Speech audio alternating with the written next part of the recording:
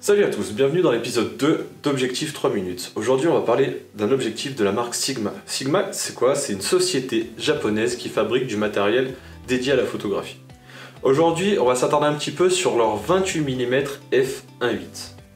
Le 28 mm f1.8 est un objectif avec un champ de vision de 75,5 degrés et surtout très lumineux.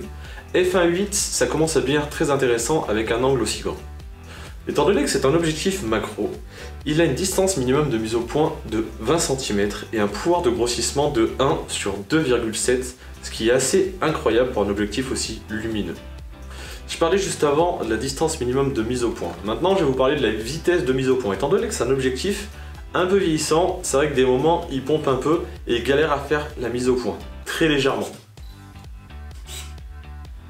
Donc, c'est le seul petit bémol qu'on pourrait avoir sur cet objectif. Ensuite, c'est un objectif qui est relativement léger pour tout ce qu'il embarque avec lui. Il fait 8 cm de taille et il fait 500 g de poids. Mais étant donné qu'il a l'autofocus, que c'est un objectif macro, qu'il est asphérical, donc qui va vous supprimer des aberrations chromatiques et aussi des flares, et qu'il a une bague de mise au point débrayable, c'est pas si lourd pour tout ce qu'il embarque avec lui. Et pour finir sur cet objectif, comme beaucoup d'entre eux, il a le pare-soleil amovible. Je le précise quand même parce que sur l'épisode 1, on avait fait le 14 mm de chez Samyang qui avait un pare-soleil fixe.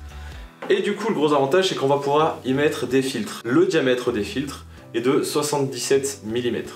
C'est relativement gros, mais ça vous permettra, avec une bague d'adaptation, de pouvoir les adapter sur vos autres objectifs. Et pour finir, on va parler du prix. C'est un objectif qui, à sa sortie, valait 420 €. Maintenant, on arrive à le trouver entre 150 € d'occasion et 250 € en excellent état. Moi, à ce prix-là, très honnêtement, je vous le conseille. Il m'a déjà sorti de galère un bon nombre de fois. Ce qu'on va faire, c'est que je vais vous laisser quelques photos pour que vous puissiez vous-même vous faire une idée de ce qu'il a dans le ventre.